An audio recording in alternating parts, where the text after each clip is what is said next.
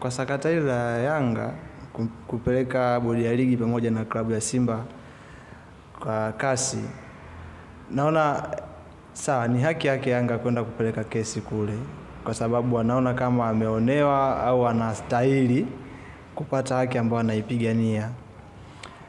Kwa vitu alivyoenda kushtakia kwamba anataka pointi 3, lakini pia anataka bodi ya ligi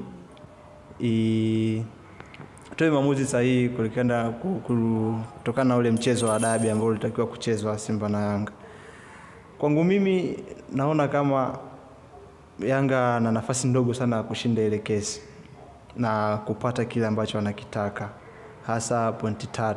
Pointi 3 inakuwa ni ngumu kuzipata kwa sababu ukiangalia jinsi mchezo ulivyokuwa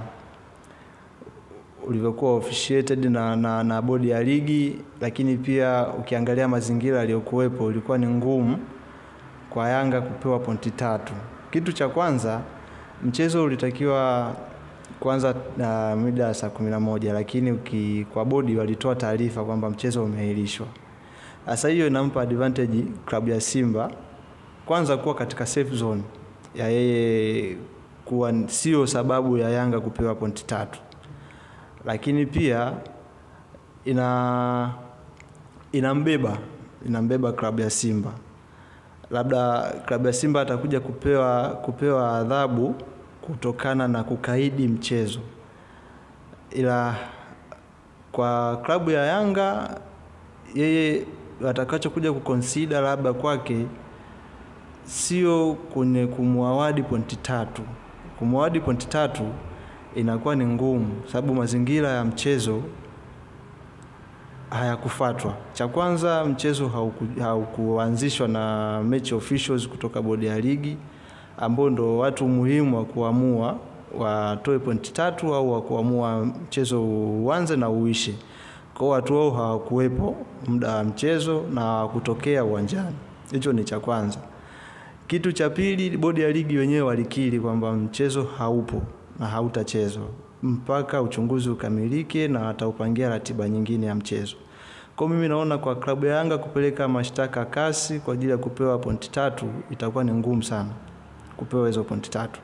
Sababu bodi ya ligi walibariki mchezo uahirishwe, lakini pia match officials ambao kikanuni ndo wanatakiwa kuanzisha mpira na kumaliza mpira na kutoa pointi 3 kwa timu aliyefika uwanjani hawakuwepo pia wenyewe uwanjani.